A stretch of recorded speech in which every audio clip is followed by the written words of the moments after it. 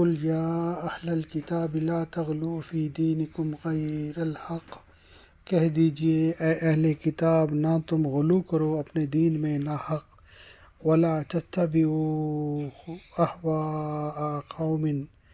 اور نہ تم پیروی کرو ان لوگوں کی خواہشات کی، قد ضلوا من قبل، جو گمراہ ہو چکے اس سے پہلے، وَأَضَلُّوا، اور انہوں نے گمراہ کیا کثیراً کثیر کو، بہت سو کو، بہت ساروں کو، وَضَلُّوا، اور وہ گمراہ ہوئے اور وہ بہک گئے، ان سے سواء السبیل، سیدھی راہ سے۔ اور ان سے یہ بھی کہو کہ اے اہل کتاب اپنے دین میں ناحق غلو نہ کرو اور ان لوگوں کی خواہشات کے پیچھے نہ چلو جو پہلے خود بھی گمراہ ہوئے، بہت سے دوسروں کو بھی گمراہ کیا اور سیدھے راستے سے بھٹک گئے۔ غلو کا مطلب ہے کسی کام میں اس کی معقول حدود سے آگے بڑھ جانا۔ عیسائیوں کا غلو یہ تھا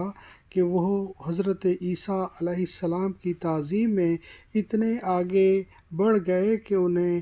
خدا یعنی اللہ تعالیٰ قرار دے دیا، اور یہودیوں کا غلو یہ تھا کہ اللہ تعالیٰ نے ان سے محبت کا جو اظہار کیا تھا اس کی بنا پر یہ سمجھ بیٹھے کہ دنیا کے